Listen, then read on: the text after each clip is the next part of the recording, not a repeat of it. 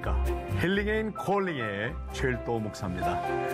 힐링하며 또 서로 기도하고 치유합니다. 콜링, 주님의 소명을 발견하고요. 또 함께 실천해가는 영성 프로그램입니다.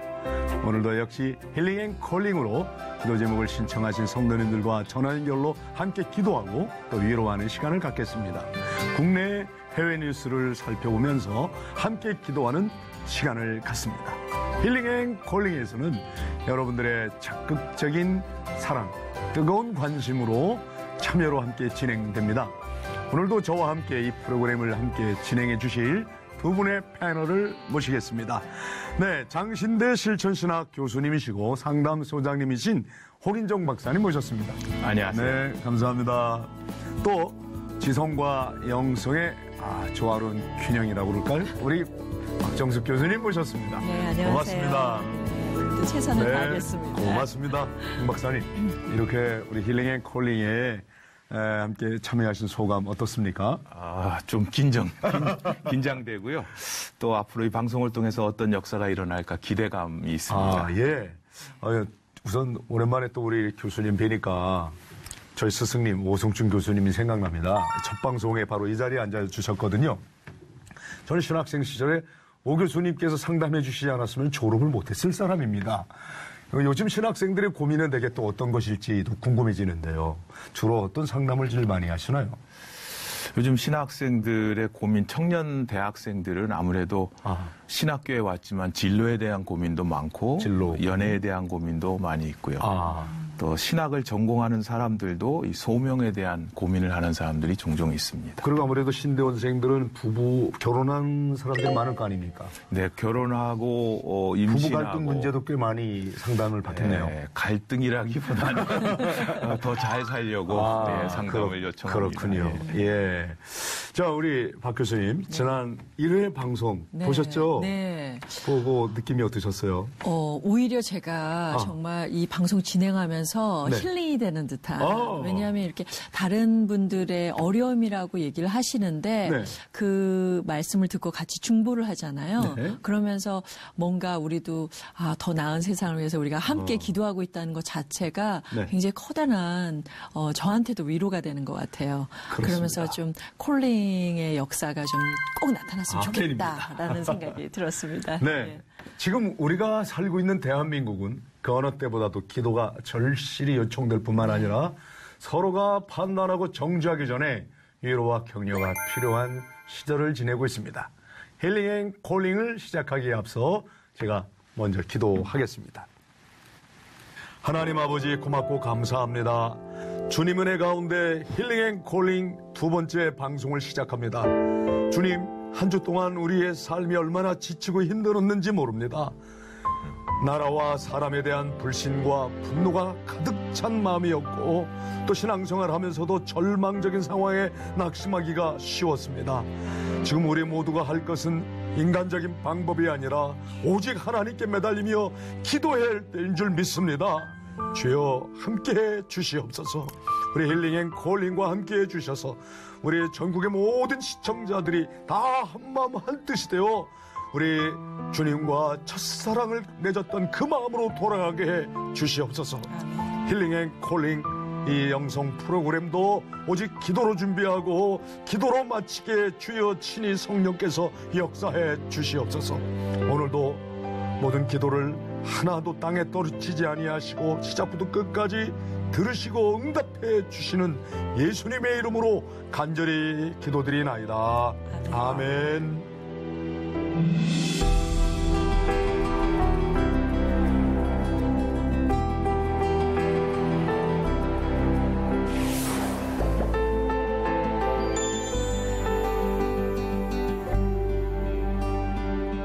네, 지난주 첫 방송 후에도 전화 연결하셨던 한 분의 사연들이 계속 귀에 맴돌더라고요. 방송을 보시는 모든 분들도 그러시지 않으셨을까 싶어요. 또 이 방송 보시면서 방송 후에도 함께 기도해 주시리라고 꼭 당부의 말씀 드리고 싶습니다. 자, 오늘의 첫 번째 전화 연결은 서울에 사시는 양영숙 권사님이십니다. 어떤 사연인지 함께 들어볼까요? 네, 양 권사님. 네, 안녕하세요. 안녕하세요. 최일도입니다. 어디 사시는 누구신지 한번 더 구체적으로 말씀해 주시겠어요? 서울에 사는 양영숙 권사입니다. 서울에 사시는군요. 양 권사님, 어떤 사연인지 좀 구체적으로 알고 싶은데, 부근 되시는 분은 다 같이 교회 출석하시는 분입니까? 네, 안수 집사고요. 아들이 2명 있어요. 네. 30살, 29살. 그래요? 그 굉장히 단란한 가족 같으신데요. 어떤 기도 제목을 가지고 계신가요? 얘들이 초등학교 때하고 중학교 때는 교회를 잘 다녔어요. 네. 자녀들이요? 네. 네네네. 지금 몇 살이에요? 30살, 29살이요. 30살, 29살. 연년생이군요. 크셨네요. 다 예. 큰 아이들이네요, 뭐. 네. 그런데요? 큰 어른이네요, 어른. 네, 근데 자녀들을 위한 기도 제목이 뭔데요? 얘들이 이제 교회도 좀 더 잘 다녀야, 교회도 다시 나야 되고요. 다시. 또 취직도 해야 되고요. 그래서 목사님 기도해 주신다길래 한번 신청해봤어요. 지금 다시라고 하는 거 보니까 교회를 네. 다니다가 안 다니는 모양이군요. 언제부터 네네. 교회를 안 다녔나요? 고등학교 때부터요. 고등학교 때. 고등학교요. 어떤 이유가 있었나요? 아니, 이유는 없었어요. 근데 얘들이 헌금 주면은 오락실 가고 막 그랬거든요. 그때 조금 제가 단속을 했어야 되는데 좀 느슨했었나 봐요. 예, 사실 말이죠. 유초등부 시절에 교회 잘 다니는 사람들이 중고등학교에 가면 진화론을 배웁니다. 그러면서 점점 내가 성경에서 네네. 만난 하나님은 이런 하나님이 아닌데 네네. 이게 뭐지? 그런 질문을 사실은 다 마음에 갖고 있죠, 사실. 그래서 시험에 빠지는 그럼요. 거죠. 예. 그럴 때 좀 잘 지도해주면 좋을 텐데 아무래도 그런 학생들과 또 상담 많이 또 해보셨겠습니다. 네. 그런데 양 권사님, 네. 이 아이들이 중고등부 다니거나 그럴 때 교회에서 세례를 받았거나 신앙 고백을 한 적이 있으신가요? 네, 세례는 고등학교 받았어요. 고등학교 때 세례를 받고 그만 이제 고등학교 때부터 교회 다니는 걸 네. 멈췄군요. 네. 1년에 딱 한 번 가요. 송구 연습인데. 근데 사실 교회를 멀리하는 거는 젊은이들이 사실 세상적인 거에 빠지면 많이 그렇게 되거든요. 그래서 좋은 방법으로 또 같이 친한 친구들이 교회 같이 가면 좋을 텐데 그런 경우는 없으셨나요? 친구도 같이 붙여봤거든요. 근데 조금 다니다가 친구까지 같이 안 다니니까 또 지금도 엄마가 교회 가자 그러면은 큰애는 네 알겠습니다 해요. 네. 근데 둘째가 조금 더 고집이 센가 봐요. 아무래도 권사님과 또 부근되시는 분이 이제 안수 집사님이라고 그러셨잖아요. 네네. 부모님이 그 많은 노력을 하셨을 텐데 네. 그게 쉽지 않으셨습니까? 아니 어렵더라고요. 어렵군요. 네. 아무래도 우리 권사님 지금 또 목소리 들어보니까 많이 지치신 것 같아요. 네네. 어떤 점이 가장 힘들었습니까? 첫째로 애들이 교회 안 다니는 게 제일 어렵고요. 네. 그리고 이제 다 장성했잖아요. 네. 근데 취직 문제도 제일 어렵고. 우리 이제 제 품을 박사님께서 떠나야 되는데. 말씀해 주셔야 되겠습니다. 요즘 이제 젊은 세대가 가장 힘든 게 직장 구하는 거, 또 결혼하는 거. 그러다 보니까 이제 신앙생활은 뒤로 미루어지게 되고 또 그 와중에 알바를 뛰니까 또 시간이 없어서 교회 생활하기도 어렵고 그래서 고민들이 많이 있는 것 같습니다. 그래서 결혼 연령은 점점 늦어지고 있고 취직도 안정적인 공무원이라든지 이런 거를 주로 목표로 하다 보니까 경쟁률도 너무 높으니까 그게 뚫고 들어가는 사람도 많지 않고 그런 것 같습니다. 우리 이런 양권사님 상황 때는 어떻게 부모님께서 이끌어주시면 그래도 신앙생활과 함께 치유가 아까 될까요? 표현하실 때 우리 애들이라고 그랬는데 예, 부모님에게는 언제나 애지만은 네. 29, 30이면 이제 충분히 성장한 맞습니다. 어른입니다. 네. 그래서 강제로 교회를 가자. 어쩌면 몸은 착해서 끌려갈 수 있을지 몰라도 마음의 준비는 어려운 것 같아요. 네. 그래서 이제 신앙적인 인도는 가정에서부터 해야 된다. 맞습니다. 어머님, 아버님이 안수 집사님, 권사님이 우선 두 분이 가정 예배부터 시작하시고 네. 또 자녀들을 위해서 아들들을 위해서 기도를 시작하시고 또 만약에 가능하다면 계속 이 직장을 구하고 직장 준비만 하는 건 아니기 때문에 조금은 도전을 받을 수 있는 뭐 비전 투립이라든지 이런 거를 부모님과 함께 해보면 이 생각의 전환이 일어나는 계기가 될 수 있다 이렇게 생각합니다. 우리 양 권사님께 직접 좀 적절한 말씀 좀 한번 보시고 말씀해 주실까요? 네. 권사님. 네. 네. 마음이 많이 힘드시죠? 네. 네. 저도 그만한 아들, 딸이 있는데, 마음대로 잘 안 되지만, 부모님의 기도는 땅에 떨어지지 않는다고 생각합니다. 네. 긴 길이긴 하지만은 부모님들이 신앙으로 두 분이 한 팀이 돼서 가면 그 신앙으로 승리하는 부모의 모습을 보며 자녀들은 그것을 닮아갈 것이라고 그렇게 생각을 합니다. 그래서 용기를 내셨으면 좋겠습니다. 네. 우리 홍 박사님께서 우리 권사님과의 가정을 위해 좀 기도해 주시죠. 예. 사랑과 은혜가 충만하신 아버지 하나님, 이 시간 양용숙 권사님 사연을 들으며 함께 하나님 앞에 기도합니다. 우리 권사님의 아들들뿐만 아니라 이 시대의 청년들이 취업과 그리고 결혼과 앞으로의 삶을 살아가는데 열정을 잃어버리고 희망을 잃어버리고 길을 잃고 어려움을 겪고 있습니다. 부모님들의 눈물의 기도와 간구를 들어주시고 오늘 함께 나눈 양용숙 권사님의 간절한 기도 제목대로 두 아들들이 하나님 앞으로 돌아오는 귀한 역사가 일어나게 하여 주시옵소서. 아멘. 부모님들의 귀한 기도와 헌신을 통해서 주님의 몸된 교회에 출석할 뿐만 아니라 살아계신 주님을 만나 삶의 변화가 일어나고 또 앞으로의 그 길들 가운데도 새로운 직장과 그리고 가정을 이루는 귀한 역사가 일어나게 하여 주시옵소서. 아멘. 권사님 혼자 힘으로 두 아들을 감당하기 힘드오니 주위에 좋은 믿음의 사람들, 중보하는 사람들을 붙여주시고 아멘. 인내하는 힘을 주께서 허락하여 주시옵소서. 아멘. 두 아들들에게 특별히 현숙하고 믿음 좋은 자매들을 허락하시고 아멘. 어머니의 기도가 헛되지 않아 아름다운 결실을 맺을 수 있도록 은혜 베풀어 주시옵소서. 아멘. 부모님의 신앙이 자녀들에게 신앙의 대입기가 되어지게 하시고 이 혼탁한 세상 가운데 믿음으로 승리하는 가정이 되게 하여 주시옵소서. 아멘. 이 모든 말씀 예수님의 이름으로 기도합니다. 아멘. 아멘. 네. 권사님, 네, 목사님. 두 아들이 꼭 우리 주님 손에 꼭 붙들리기를 간절히 원합니다. 그 원하시는 대로 가정 예배도 드리고 예배당도 함께 같이 출석해서 늘 기쁨이 넘치는 가정이 되기를 저희가 간절히 기도할게요. 평안하시기 바랍니다. 네, 감사합니다. 네. 예, 정말 그 어머님의 기도, 부모님의 기도는 절대로 땅에 떨어뜨리지 않는다라는 기도의 말씀 정말 너무 가슴에 와닿는 것 같아요. 꼭 좋은 소식이 들려왔으면 하는 바람입니다. 네, 또 두 번째 전화가 기다리고 있는데요. 아마 서울에 살고 있는 분 같아요. 네. 어떤 기도 제목이 있을지 함께 들어보겠습니다. 전화 연결됐습니다. 여보세요? 여보세요? 네, 자매님이시구나. 네, 안녕하세요.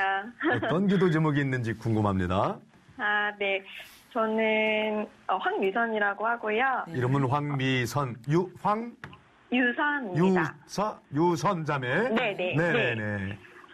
저는 지금 며칠 전까지 그 제약회사에서 근무를 했었는데 퇴사를 하게 됐습니다. 그래서 지금 구직 놓고 기도를 하고 있는데요.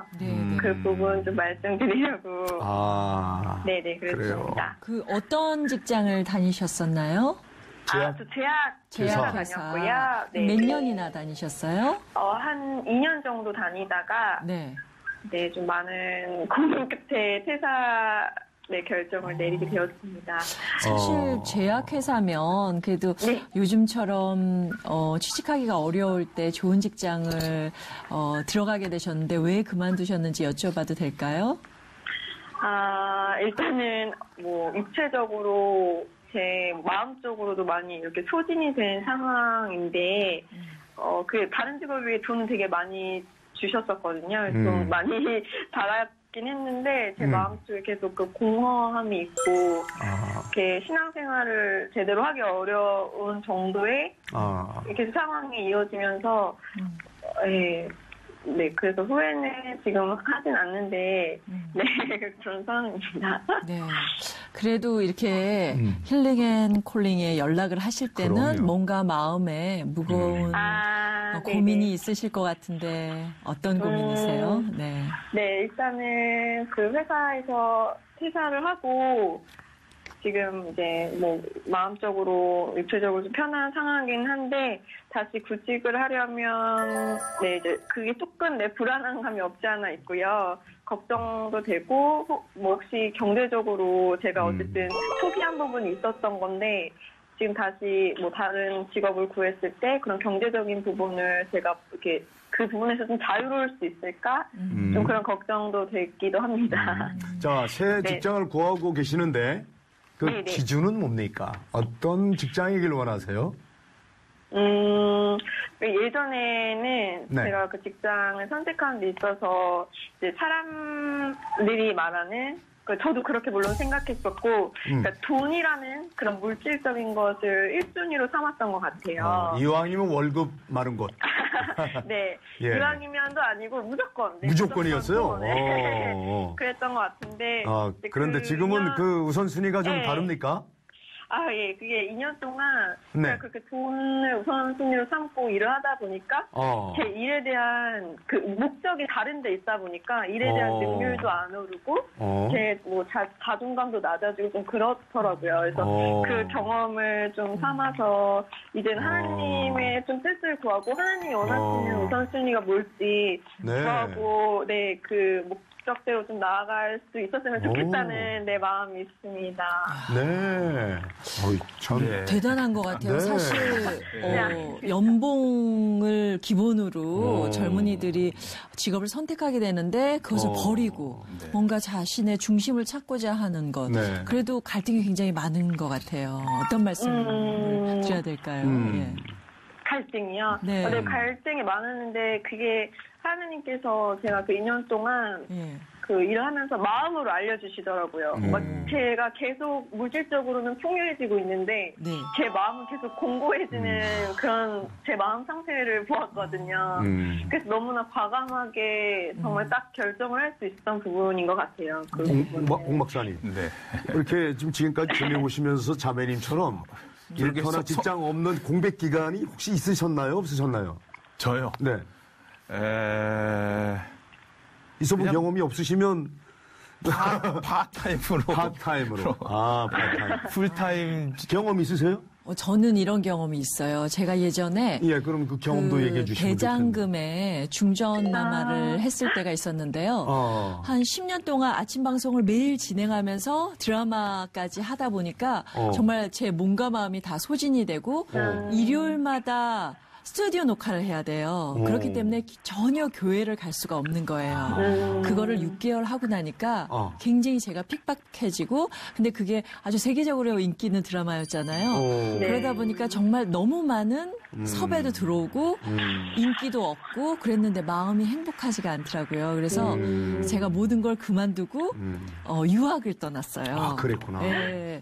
정말 근데 한 몇 달 동안은 굉장히 행복했는데 한 2달, 3달 지나고 나니까 굉장히 불안함이 오면서 내가 뭔가 너무 교만하지 않았나 이런 고민이 되고 그랬었는데 제가 드릴 수 있는 세상적인 말씀은 이런 것 같아요. 그 시간을 좀 더 충실하게 나에게 아주 선물로 주어진 시간이다 생각하고 뭔가 새로운 것을 배울 시간을 갖는다면 그 불안감이 없어지지 않을까. 이런 말씀 드리고 싶어요. 새 직장 찾는 것보다도 하나님과 더 친밀한 시간을 갖게 네. 되면 좋겠다 하는 생각이 우선 들고요. 네, 오늘 우리 네. 저 옆에 홍 박사님 계시니까 적절하게 좀 이렇게 도움말을 좀 주시면 좋겠어요. 좀 이런 기간 때. 우선은 매우 성숙하신 분 같아요. 네. 앞뒤를 재지 않고 일을 끝마칠 수 있다는 거는 굉장히 성숙하고 보통은 네. 젊었을 때는 목표가 보이고 조금 나이가 들어야 이제 의미를 찾게 되는데 그런 면에서 빨리 결단하는 장점이 있다 이렇게 보여지고요. 네. 그런데 이제 장점을 발휘했지만 이게 불확정적이니까 네. 미래가 돼서 그렇기 때문에 네, 좀 네. 불안해한 것 같아요. 네. 그래서 그렇다면 지금은 내가 이 쉬는 시간을 가졌으니까 이 시간을 어떻게 쓸 건가가 굉장히 중요한 것 같아요. 그래서 직장을 찾는 일도 해야 되겠지만 내 자신이 앞으로 뭐를 해야 될지 우선순위를 뭐에 두어야 될지를 점검해 보는 것이 매우 중요하겠다. 네, 잘 들으셨죠? 네. 아, 네. 네, 우리 감사합니다. 유선 자매님. 네. 저희 셋뿐만 아니라 오늘 방송을 시청하는 모든 분들이 우리 유선 자매를 위하여 함께 하나님께 간구할 거예요. 박종숙 감사합니다. 교수님께서 우리를 네. 대표해 기도해 주실 겁니다. 네, 함께 정말. 기도합시다. 저는 지금 우리 유선자매님이 어떤 마음일지 너무 알 것 같아요. 그래서 네. 제가 부족하지만 같이 기도해 드리겠습니다. 감사합니다. 네, 사랑의 하나님 감사합니다. 주님이 사랑하시는 황유선 자매님, 열심히 2년 동안 일을 하면서 사회생활을 했지만 무엇인가 하나님과 가까이 가는 것이 너무 어렵고 그리고 세상적인 것을 너무 쫓는 것에 갈등이 생겨서 이렇게 스스로 용기를 내어서 새로운 길을 찾아 나섰습니다. 아버지 하나님, 무엇보다도 구직의 목적이 하나님 뜻보다 돈에 두고 구직했던 것이 마음으로 어려움이 있었나 봅니다. 이번에는요, 하나님도 항상 가까이 항상 섬기면서 또 그리고 세상적으로도 빛이 날 수 있는 그런 일을 찾을 수 있도록 아버지 용기를 주시고 지금 잠시 쉬는 동안 스스로 불안한 마음이 조금씩 찾아오는 것 같습니다. 아버지, 이 우리 유선자매에게 힘을 주세요. 아멘. 그리고 새로운 길을 찾아갈 때 그 소명을 가지고 찾아가는 용기를 주세요. 아멘. 그렇다면 불안하지 않고 그리고 세상에 꼭 필요한 그리고 앞으로 나아가는 자양분의 시간으로 이 시간을 가득 채울 수 있을 것이라 믿습니다. 아버지께서 주시는 이 휴식 기간 동안 하나님과 더 친밀한 시간을 가질 수 있도록 아버지 가까이 그녀를 잡아주시고 아멘. 아버지께서 기대하시는 준비하시는 그 시간이 빨리 가까이 올 수 있도록 아버지께서 이끌어 주세요. 아멘. 이 모든 말씀 예수님 이름으로 기도드립니다. 아멘. 네. 감사합니다. 유선 자매님. 네. 저희가 이렇게 함께 간절히 한마음 되어 기도했는데요. 틀림없이 너무 감사합니다. 네. 좋은 직장 하나님이 인도해 주실 거예요. 네, 직장 결정되면 감사합니다. 꼭 소식 전해주세요. 네, 알겠습니다. 네. 네, 하나님이 감사합니다. 함께 하시기를 바랍니다. 네, 네, 감사합니다. 감사합니다.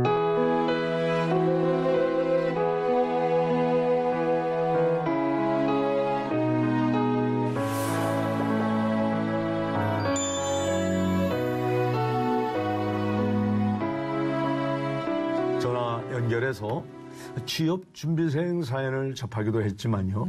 2016년 통계청 자료에 의하면 대한민국은 3명 중 1명이 지금 실업 상태입니다. 4년제 대학 졸업생을 기준으로 IMF 때보다 실업 인수가 2배라고 하는데요. 오늘 그 첫 번째 주제 바로 청년 실업입니다. 관련 영상 먼저 보시고 이야기 함께 나눠보겠습니다. 수출 부진과 구조조정 여파로 지난달 실업률이 11년 만에 최고치를 기록했고 제조업 취업자 수는 석 달 연속 감소했습니다. 하반기 취업 시즌이 시작됐지만 청년 실업률도 9월 기준으로 역대 최고치를 기록하며 갈수록 나빠지고 있습니다. 지난달 제조업 분야에서만 취업자 수가 7만 6천 명 줄었습니다. 지난 7월 49개월 만에 증가세가 꺾인 뒤 석 달 연속 감소세입니다. 전체 실업률은 높아져 9월 기준으로 2005년 이후 가장 높은 3.6%를 기록했습니다.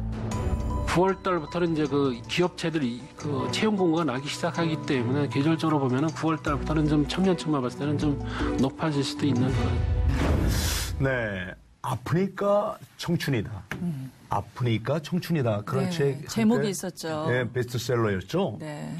그런데 이 시대의 청년들은요, 아프니까 너무 아프다. 아파도 너무 아프다. 이런 호소를 하고 있습니다. 네. 홍 박사님도 학생 시절에 이제 그런 아픔을 경험했었는데, 그때와 비교했을 때 요즘 우리 학생들, 청년들 어떻다고 보십니까? 이제 저희 시대는 그렇게 선택이 많지 않은 시대였다 이렇게 생각을 합니다. 네. 대학에 들어가면 졸업하는 거고, 돈이 없으면 휴학하는 거고.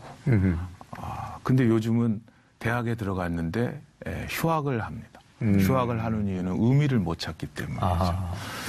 그리고 저희 때는 그냥 그렇게 졸업하고 직장이 있으면 가는 거지. 네. 원하는 직장, 원치 않는 직장 그런 게 별로 없었습니다. 왜냐하면 그때는 고속 성장을 하고 있었기 때문에 이직을 할 수 있는 가능성도 많았고 또 그러다 보면 또 원하는 직장도 갈 수 있고 그런 기회가 있었는데 지금은 이 기회가 한 번 가면 이게 거의 끝까지 결정이 되는데 너무나 경쟁이 심하니까 선택은 많은데 선택할 수 있는 게 없는.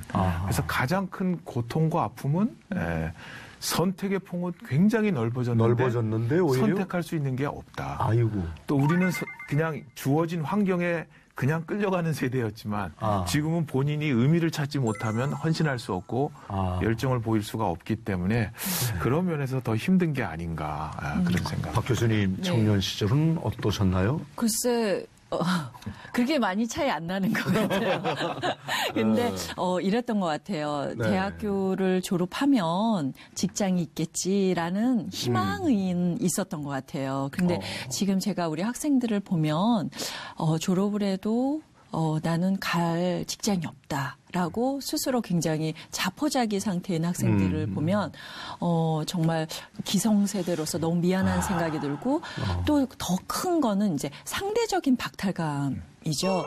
그래서 뭐 무슨 수죠. 저는 그 단어를 직접 올리는 것도 굉장히 싫은데요. 스스로 다른 사람들과 비교해서 내가 시작부터 불공정한 경쟁에 들어와 있다라고 스스로 생각하게 되는 우리 학생들을 보면 한편으로는 굉장히 안타까워요. 왜냐하면 저희 때는 불공정하다고 생각하진 않았었거든요. 그런데 지금 학생들에게는 그런 심적으로 상대적인 박탈감이라든지 아니면 불공정한 사회에 살고 있다는 그런 자괴감 같은 것이 오히려 이렇게 새로운 직장을 갖는데 굉장히 커다란 걸림돌이 되지 않나 그렇게 생각합니다. 예. 언제부턴가 삼포 시대라는 말이 계속 그렇게 지금까지 그렇죠. 모든 청년들을 얘기하고 있는데 연애, 결혼, 출산을 다 포기한 거죠. 지금 연애, 결혼, 출산을 다 하신 분이란 말이에요. 그렇죠. 그런데 셋 중에 하나도 엄두를 못 내는 청년이 많다니 이게 도대체 어떻게 이렇게 된 겁니까? 그 중에 하나는 이제 경제적인 이유가 가장 큰 것 중에 하나인데 예전에는 대기업이나 중소기업이나 이렇게 큰 그 임금 차이가 없었거든요. 그런데 이제 임금 차이가 너무 많이 나다 보니까 그런 원하는 직장은 적고 가고 싶은 사람은 많고 또 하나는 이제 안정적인 뭐 공무원이나 이렇게 오래 지속될 수 있는 직장 그런 거를 선호하다 보니까 그런 데에 대한 그 취업 그 오픈이 그렇게 많지 않고 그래서 그 임금 차이가 크기 때문에 오는 아까 상대적 박탈감 얘기했는데 그래서 중소기업에 가는 거를 꺼려하는 것입니다. 그러니까 시작을 하지 않는 것이 진짜 큰 문제인 것 같아요. 아니 왜 돈 없어도 연애는 할 수 있는데 왜 연애를 왜 안 해요? 청년들이 부르는 노래 가운데 커피 소년이라는 그 가수가 부르는 장가갈 수 있을까라는 노래가 있어요. 장가갈 수 있을까? 장가갈 수 있을까? 동전 된 거 없는데 장가갈 수 있을까? 시집 갈 수 있을까? 시집 갈 수 있을까?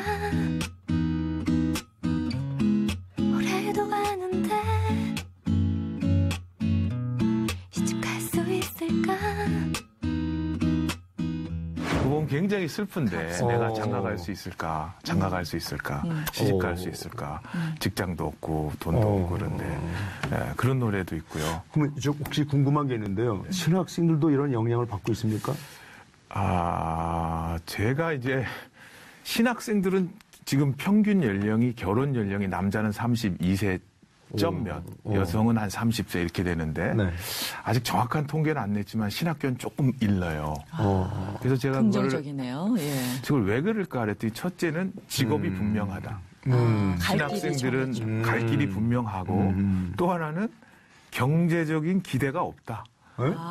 기대를 아예 안 해요? 그러니까 부자가 돼야겠다, 뭐 이런 생각을 하는 거죠. 세상적인. 부교육자가 되고 뭐가 돼도 내가 집이 생길 리가 없고 그러니까 그 기대가 없으니까 그냥 사랑하면 결혼한다.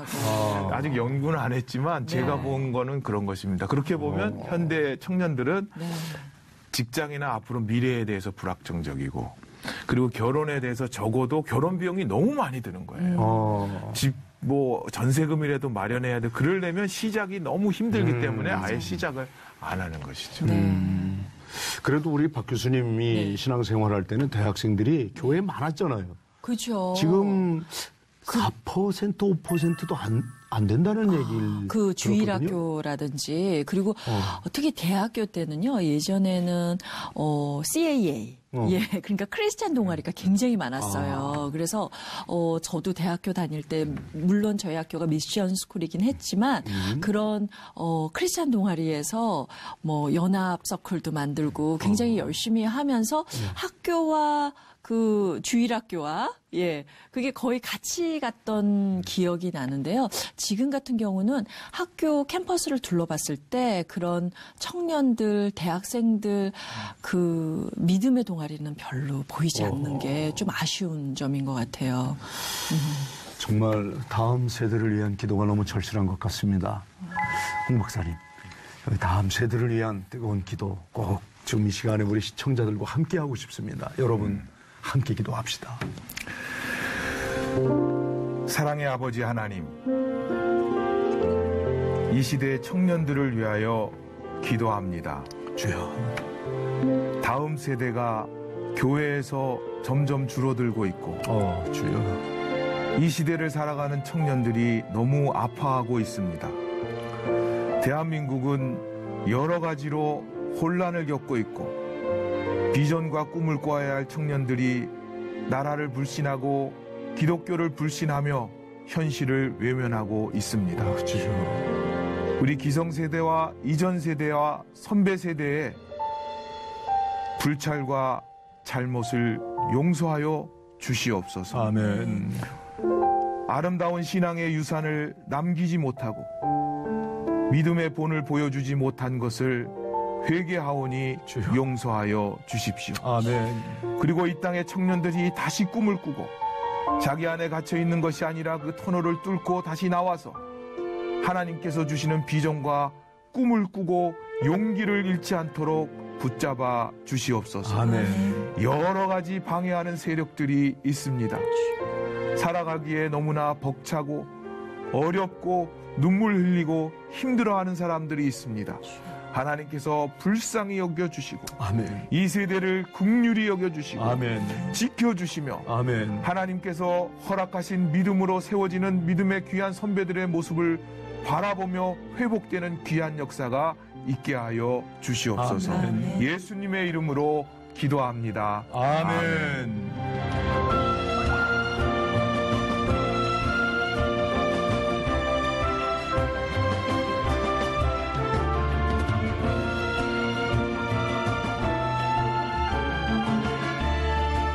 이 칠흑 같은 어둠 속에서도요, 우리에게 희망이 있는 것은 예수님이 항상 우리와 임마누엘로 함께 하신다는 것입니다. 여러분, 하지만 러시아에서는요, 지난 7월이죠, 테러 방지법을 제정했거든요. 원래 취지와는 달리 종교를 탄압하는 장치가 되지 않았을까 우려하고 있습니다. 자세한 내용 영상으로 먼저 확인하겠습니다. Christians in Russia can no longer freely share their faith in public, at home, or on social media. They must also obtain official approval before inviting people to church. Breaking any of these new rules can lead to fines and even prison. Everybody's stunned. I mean, it came so quickly, unexpectedly. Nobody expected that. Sergei Rakuba heads Mission Eurasia, which equips church leaders in Russia and across Central Asia. He says this controversial move brings back memories of laws passed by Soviet dictators Nikita Khrushchev and Joseph Stalin. For Christians, this means no informal Bible studies, dinners, or sharing of faith. House churches, estimated at 1,000 alone in Moscow, are outlawed. Preaching and praying can only happen at state-approved sites. Political scientist Eric Patterson says the new law aims to keep out any form of dissent in Russian society and confines religious activity strictly to the state-sanctioned Orthodox Church. It's really designed to put evangelicals and other people of faith outside the Russian church into a very, very small box. But Patterson maintains the U.S. can pressure Russia to repeal the law. The U.S. Commission on International Religious Freedom has already condemned it. And a State Department spokesperson told CBN News, "We have raised our concerns about this law with the government of Russia." 러시아에서 선교 활동 금지법이 발표되면서 많은 목사님과 또 외국인 선교사님들의 사역이 이렇게 위축되어 있을 것 같아요. 교수님, 네. 이 법이 네. 지금 어떤 내용이 담겨 있는 건지 아시는 대로 말씀 좀 몇 가지 해주세요. 내용을 소개해드리면요. 사실은 이제 선교활동 금지법이라고 해서 사실 IS의 활동이 활발해지면서 사회에 많은 위협이 되잖아요. 네. 그러다 보니까 이제 종교적인 뭐 탄압보다는 이렇게 뭐 나쁜 불순한 세력이 사회에 움직이는 것을 막기 위해서 만들었다라고 하지만 몇 가지 내용을 보면 좀 더 다른 속사정이 있는 것이 아닌가 생각되는 것이요. 네. 외국인은요, 단순 여행자나 방문자가 아닌 노동 허가를 당국으로부터 발급받은 사람이라고 할지라도 교회 안에서 공개적으로 대중 앞에 놓고 강의나 설교를 할 수 없다. 이런 것이 법에 포함되어 있고요. 또 다른 종교 신자와 하느님에 대해서 이야기하는 것은 선교 활동으로 간주한다. 그러니까 하느님 얘기를 그냥 제가 가서 하더라도 그거는 선교 활동이다. 이렇게 선교사님이 아니어도 일반인들이 할 수 없다 이 말인가요? 예, 그리고 특히 또 개인의 주거 공간에서 예배할 수 없다라고 하는데요. 그러니까 따로 이렇게 개인들끼리 모여서 어떤 종교 행위를 하는 것을 막겠다라는 건데 사실은요. 지금 대부분 러시아에 있는 교회들이 가정 예배를 드린다고 합니다. 그렇습니까? 그러니까 경제적으로 이렇게 부유하지 못한 경우 집에서 이렇게 예배를 3, 4, 5 모여서 드리게 되는데 이런 것을 금지한다는 것은 사실 뭐 테러를 방지한다고는 하지만 결과적으로는 이런 기독교를 압박하는 그런 하나의 다른 방법이 아니냐 이런 비판이 나오고 있는 겁니다. 지금 이 법이 제정된 지 또 몇 개월이 지났는데 네네. 이미 체포된 사례가 있다는 거예요? 벌써 그렇습니다. 이번 법안이 발표가 된 후에요. 미국인 그 침례교 목사는 4만 루블, 그러니까 우리나라 돈으로 한 70만 원 정도의 벌금형을 받았다고 하는데요. 집에서 종교적인 예배를 드렸을 뿐인데 근처 마을에 예배에 관한 광고를 냈다는 이유로 이런 벌금을 받았고요. 또 가나인 한 분은 5만 루블, 그러니까 약 한 85만 원 정도의 벌금형을 받았는데 자신이 세례를 베풀던 장소인 요양원에서 경찰에 긴급 체포가 되었다고 합니다. 필요한 서류를 제출하지 않고 선교 활동을 했다는 이유로 긴급 체포가 되어서 감금된 이런 경우가 벌써 나타나고 있다고 하네요. 서류를 제출하지 않았다는 이유 하나로 선교사 활동을 한 혐의라고. 그러니까 세례를 베풀 때마다 서류를 제출해야 된다고 하면 사실 굉장히 어려운 일이 아닐까. 네, 여러분 더 자세한 소식을 위해서 러시아 모스크바에서 사역하고 계시는 우리 선교사님과 직접 전화 통화를 해보려고 합니다. 연결됐다고 하거든요. 선교사님? 예, 허충강 선교사님 맞습니까? 예, 맞습니다. 네, 선교사님 반갑습니다. 예, 반갑습니다. 예, 힐링앤콜링의 최일도 목사입니다. 예, 반갑습니다. 아이고, 예. 우리 허 선교사님. 예. 선교사님 자신을 좀 잠시 먼저 소개해 주시기 바랍니다. 예. 제 이름은 허충강이고, 네. 아내는 이미화 선교사입니다. 네. 두 딸이 있었는데, 모스크바에서 함께 사역하다가, 네. 이제 이거 다 학교 졸업하고 출가해서, 네. 현재 저희 두 부부만 사역하고 있습니다. 네. 그럼 러시아에 가신 지 몇 년 되셨다고요? 예, 26년 차. 오, 26년이나. 네. 따님을 러시아에서 다 키우신 거네요, 그죠? 예, 초등학교 1학년, 초등학교 3학년 때 함께 따라왔었습니다. 아, 네. 그러면 지금 선교 활동을 어떻게 하고 계신가요, 목사님? 네. 저는, 한인교회 사역이 아닌 러시아인을 위한 교회 사역을 하고 있습니다. 네. 저희 교회는 한국 사람이 한 사람도 없습니다. 저희 부부만 한국 사람이고요. 네. 고려인들과 러시아인으로 구성이 되어 있습니다. 네. 주일 예배에는 보통 약 60명 전후로 모이고요. 오. 러시아 말로 설교하고 러시아 말로만 예배드리는 교회입니다. 그리고 주로 목회적인 선교 사역을 하고 있습니다. 러시아에서 반테러법이 통과되었다고 하는데 선교 활동 하시는 데는 어려움이 없으신지요? 예, 아직 저에게는 큰 어려움은 없습니다. 그러나 선교 지역과 선교사마다 상황이 다 다를 수가 있습니다. 예를 들면 누구에게는 안정적인 비자가 있다든지 없다든지 또 자신의 교회당을 소유하고 있는지 아니면 임대하고 있는지 각 지역의 선교적인 상황 등에 따라서 차이점이 있을 수 있습니다. 또 한인 위주의 교회는 위험이 없겠죠. 네. 그러나 러시아인 교회 사역을 하는 선교사들은 조심해야 합니다. 전체적으로 세종교법으로 네. 선교사들이 크게 위축되어 있습니다. 그렇군요. 네. 조금 더 이곳 상황을 말해도 될까요? 네. 네. 지난 9월 달에 이곳에서 선교사들이 모여서 새 종교법에 대한 대책회의를 냈습니다. 그렇군요. 마치 예수님 부활하신 그 밤에 네. 제자들이 다락방에 모여서 유대인이 들여서 문 걸어 잠그고 대책회의를 하는 것 같은 그런 분위기였습니다. 모두 침울한 분위기였었는데 이후로 우리가 어떻게 대처해야 할지 선교적인 전망에 대해서 서로 나눴습니다. 네. 어떤 분은 우리가 예배를 드릴 수는 있는 건지 또는 이제는 출구 전략을 세워서 선교지를 떠나야 할 때가 된 게 아닌지 부정적인 견해가 많았습니다. 그랬군요. 선교사님. 예. 제가 좀 조심스럽게 묻고 있는데요. 네. 전화 내용들이 또 도청되고 있다는 이렇게 얘기하는 분들도 많이 계시거든요. 이렇게 네. 혹시 방송을 통해서 직접적으로 지금 말씀하고 계셔도 되는 일인지 그것도 우선 궁금한 마음도 있습니다. 예. 이번에 종교법에 무선통신법, 인터넷 검색 그런 문제가 포함되어 있지 않습니까? 네. 그런데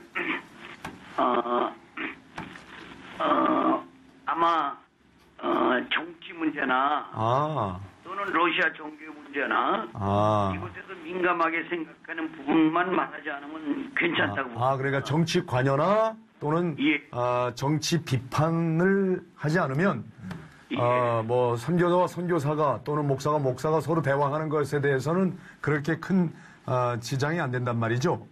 그렇죠. 정부 당국에서 한국말을 유창하게 하는 현지인들이 전화, 인터넷, 심지어 카카오톡까지 도청하고 감시하는 것은 당연하죠. 그거는 당연한 거죠.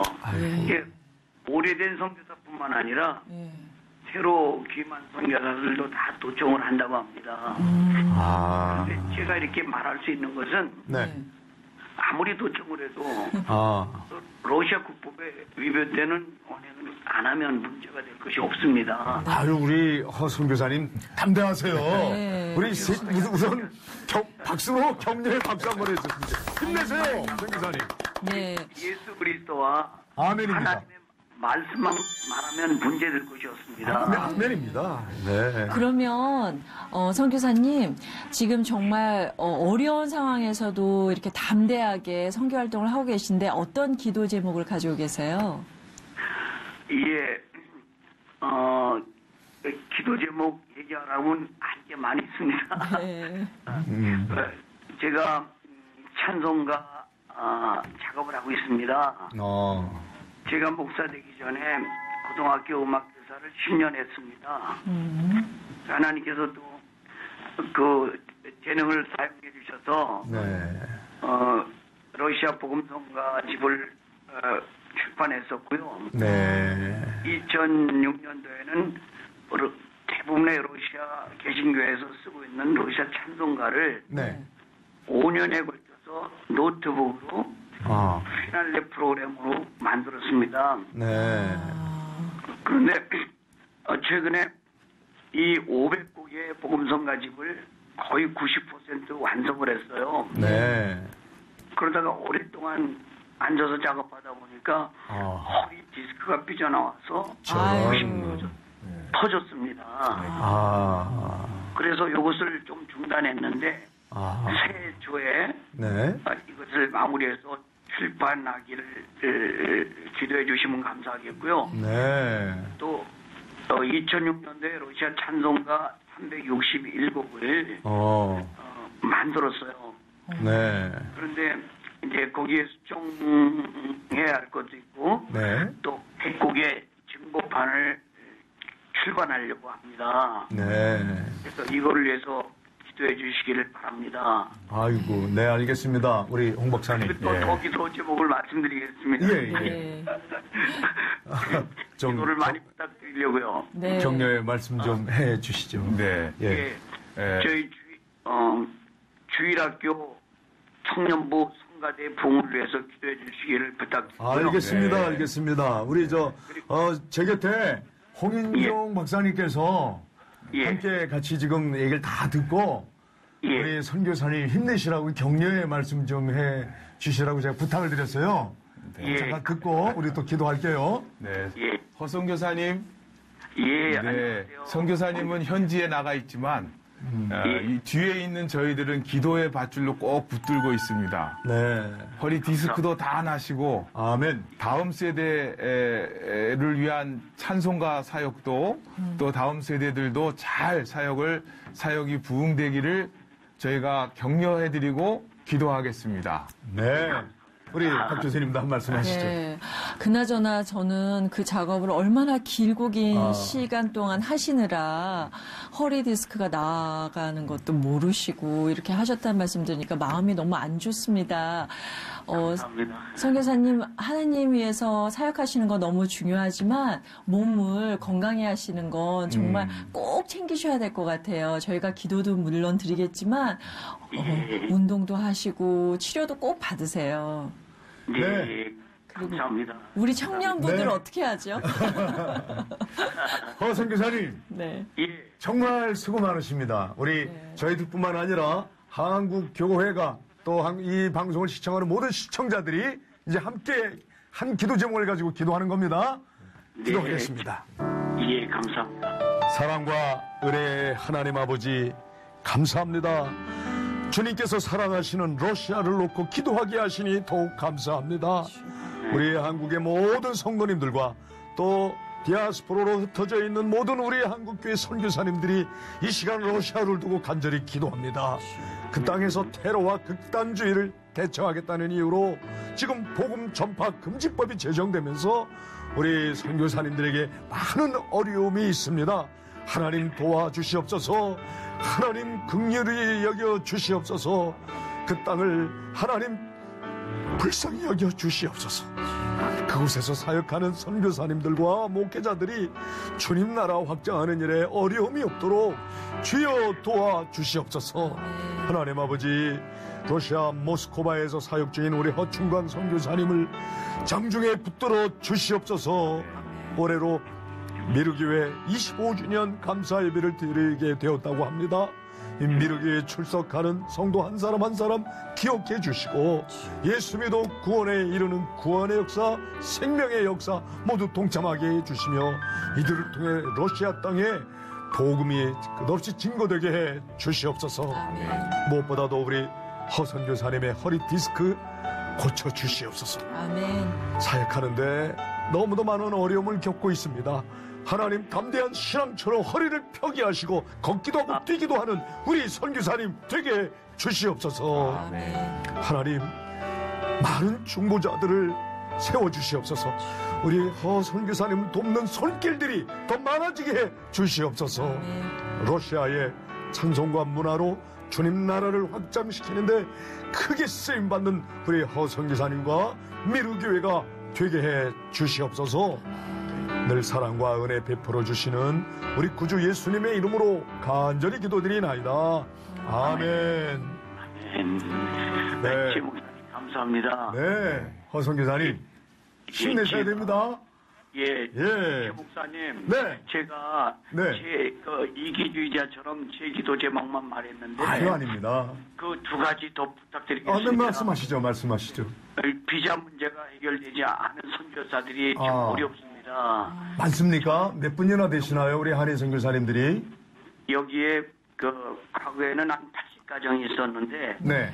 지금은 30가정이 모스크바 근교에까지 포함해서 남아 있습니다. 아, 네네. 근데 그 중에서 반 이상이 영주권 문제가 해결이 안 됐습니다. 그래서 기도해 주시고요. 네네. 또 자기 교회 건물이 없는 선교사들이 이제 더 어려워졌습니다. 아, 네. 교회 장소 문제로 어려움 당하는 선교사들 위해서 기도해 주시기 부탁드립니다. 기도하겠습니다. 네. 금주는 저희 모두가 러시아를 위한 중보기도로 기도를 쉬지 않겠습니다. 네. 감사합니다. 감사합니다. 시청자 여러분, 러시아 현지 상황으로 전화 연결 상태가 고르지 못한 점 양해 부탁드립니다.